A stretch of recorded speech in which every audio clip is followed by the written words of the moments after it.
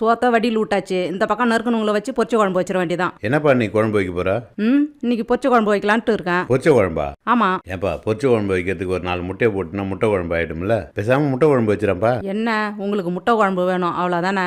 எனக்கு இல்லப்பா, நம்ம ஃபேமிலி மெம்பர்ஸ் நிறைய பேர் கேட்டிருக்காங்க, அதனால தான் அப்படியே எனக்கும். அதானே பார்த்தேன். சரி செஞ்சுட்டா போச்சு. அதுக்கு முதல்ல அடுப்புல ஒரு பாத்திரத்தை வச்சு எண்ணெய் ஊற்றி காஞ்சதும் ஒரு பட்டை, 2 ஏலக்காய், 2 லவங்கம், நீட்டு வாக்கில் அரிஞ்ச வெங்காயத்தை போட்டு லைட்டா ஒரு வதக்கி நறுக்கி வச்ச தக்காளி, 2 பச்சை மிளகா, உருளைக்கிழங்கு, ஒரு 4 காம்பு கருவேப்பிலையை போட்டு லைட்டா ஒரு வதக்கி ஒரு ஸ்பூன் இஞ்சி பூண்டு பேஸ்ட்டையும் போட்டு நல்லா வதக்குனதுக்கு அப்புறம் இவங்க கூட 2 ஸ்பூன் சிக்கன் மசாலா தூள், 1/2 ஸ்பூன் கறி மசாலா தூள், தேவையான அளவு குழம்பு தூள், 1/4 ஸ்பூன் மஞ்சள் தூளையும் சேர்த்து நல்லா கிண்டி குழம்பு எந்த அளவுக்கு தேவையோ அந்த அளவுக்கு தண்ணி ஊற்றி தேவையான அளவு உப்பியும் போட்டு ஒரு கிண்டி மூடியை போட்டு குழம்பு நல்லா கொதிச்சதும் எவிச்சு வச்ச முட்டையில இப்படிக்கா ஒரு கோடு அப்படிக்கா ஒரு கோடுன்னு போட்டு குழம்புல இவங்களை தூக்கி இறக்கி விட்டு மறுபடியும் ஒரு கொதி வந்ததும் அடுப்பு ஆஃப் பண்ணிட்டு மல்லி தழையை தூவி விட்டா என்னோட ஸ்டைலில் முட்டை குழம்பு ரெடி. சூப்பராக இருப்பா முட்டை குழம்பு.